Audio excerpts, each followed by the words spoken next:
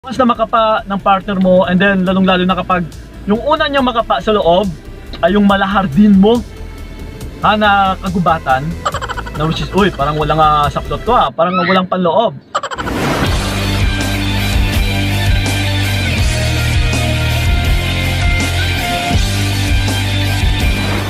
Yun, what's up?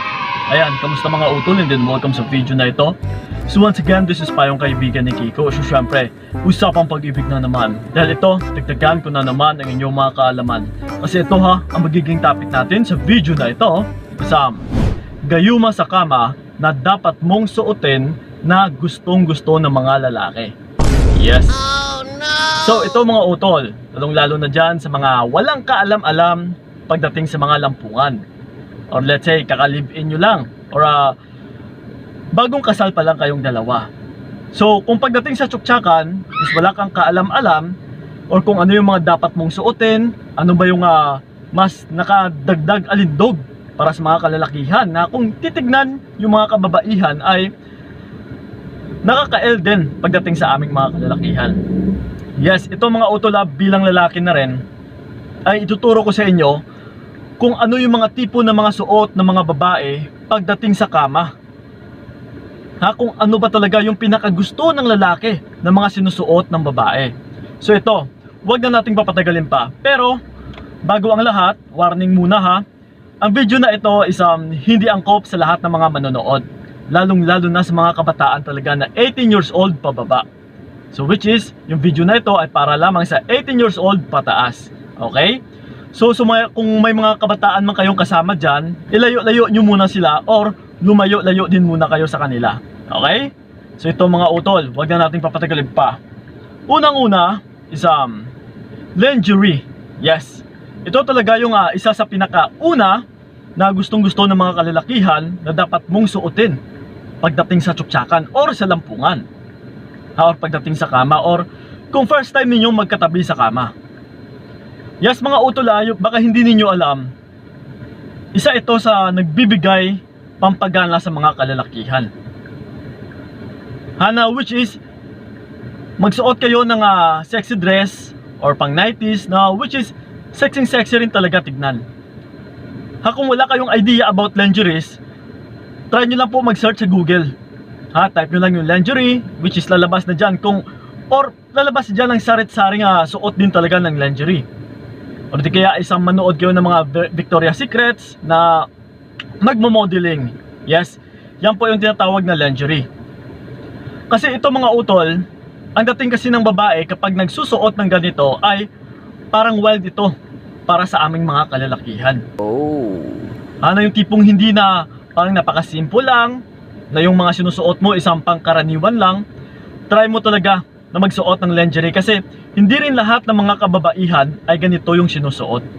So once na isa ka sa babae na sumusuot nito, ay isa rin itong puntos na mas lalo kang magugustuhan ng lalaki pagdating sa lampungan utol. Yes. Okay? So yun, and then ito, yung pangalawa natin is back tea. Yes. Balik na rin nyo lang po utol. Yung ibig kong sabihin dito. Back tea, which is tea. Yun, alam nyo na. Kasi kailangan natin mag-ingat din sa mga lingwahe na binibigkas natin kasi baka ma-foul tayo kay YouTube, lalong-lalo na sa community standards niya. So ganun pa man, again which is yung pambaba mo na suot. Yung naka-letter T dyan pagdating sa likuran. Yes.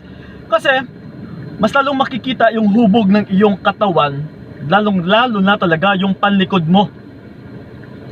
Lalong-lalo na rin kapag may kalakihan yan. Yes.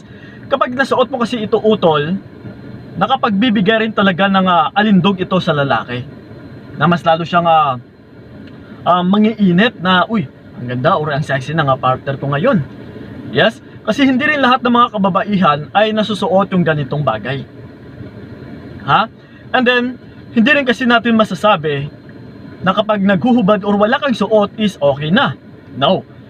Which is yung hindi ninyo alam mga utol kapag may alam ka sa kasuotan na sinusuot mo, kahit may saplot ka, ay talagang mas nagbibigay pa ito na mas nagugustuhan ng lalaki compare sa wala kang damit. Yes po. So ganun pa man, yung kasuotan na ito sa paimbaba o sa pang-ibaba na letter T is mas lalo talaga itong magugustuhan ng lalaki. Kaya kung minsan is hindi na ito hinuhubad ng lalaki, hahawiin niya lang ng konti and then boom, ibabaon niya na yung kanyang bandera sa iyong bataan. So ganun po man mga utol, subukan nyo lang din po ito. Kung wala ka pa neto is try mong bumili. Marami dyan, kahit kulay itim or kahit iba't ibang kulay. Yes, for sure utol na magugustuhan at saka magugustuhan ito ng partner mong lalaki. Subukan mo lang po at saka for sure hindi ka magsisisi sa gawain na ito. Okay? So yun and then ito, yung pangatlo natin is button off. Yes. Ito try nyo po magdamit na may mga butones. Yes po utol. And then sa oras ng lampungan or tsuktsakan, lalong-lalo na kapag yung partner mo is nagyayaya sa'yo, subukan mong wag mong hubarin lahat-lahat. What I mean dito is i-unbutton mo lang or tanggalin mo yung butones. Pag tanggal mo ng butones is hayaan mo na nandyan pa rin nakalabitin yung damit mo. Lalong-lalo na yung pang 90s mo rin na damit. Let's say nakapang 90s ka, nakabutones. So button off, tanggalin mo lang ito. So once kasi natin tanggal mo ito utol, and then lalong-lalo na kapag malaki ang iyong coco melon dyan, mas lalo itong makapagbibigay ng pambibitin sa lalaki. Kasi hindi niya makikita lahat-lahat. So that's why minsan is hindi ito tinatanggal ng lalaki. Nandyan lang hinahayaan niya na meron ka pang suot pero wala ng butones or tanggal na yung butones. So once kasi na may damit ka pa utol is talagang mas lalo pang mangiinit yung lalaki dito. Kasi hindi puro or hindi mo na ibigay lahat-lahat. The more kasi na may hahalongkatin pa siya, the more kasi na meron ka pang naititira ay the more itong mangiinit sa'yo. So again, wag mong tanggalin lahat-lahat. Pareho na rin ito sa pambaba mo. Kung nakatibak or nakabakti ka, what I mean is, diba kung minsan ay hahawiin lang ito ng lalaki, hindi niya natin natanggal utol. Kasi yung hindi niyo alam, kapag may suot po kayo, ay yes, napaka-wild ito pagdating talaga sa lalaki. Na yung tipong parang asamin ka ng partner mong lalaki. Yes, pagdating talaga sa kama. So wag po lahat ng sinusuot ninyo is puro t-shirts or di kaya is nakasando. Subukan nyo po talaga yung may butones sa harap. Kasi kung minsan, kapag tinanggal ito ng lalaki, wag mo kaagad-agad hubarin. Hayaan mo lang dyan utol.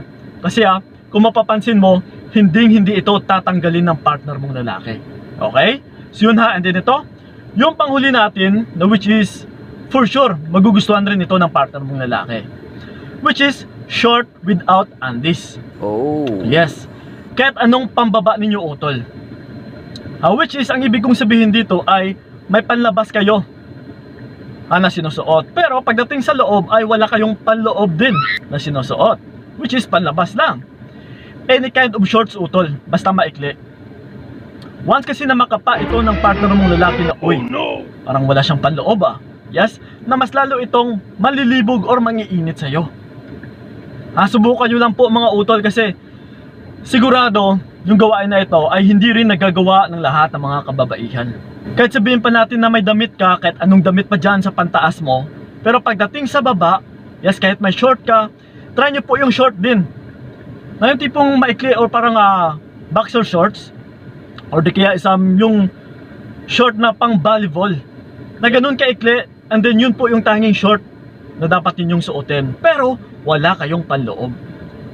So again, once na makapa ng partner mo, and then lalong-lalo na kapag yung una niyang makapa sa loob ay yung malahar din mo, my God, na kagubatan na which is parang walang saplot to parang walang panloob. Yes, for sure utol na sagupaan yung kahinanapnan ninyong dalawa pagdating sa kama. Okay? So yun lang po mga utol kasi marami-rami rin ito, pero yun lang muna yung maipapayo natin about sa mga kasuotan na dapat mong suotin pagdating sa kama, na which is nagugustuhan naming mga kalalakihan. Na yung hindi ninyo alam ay kapag may damit ka pala na naititira ay mas lalo pa itong nagaganahan pagdating sa mga partner ninyong lalaki.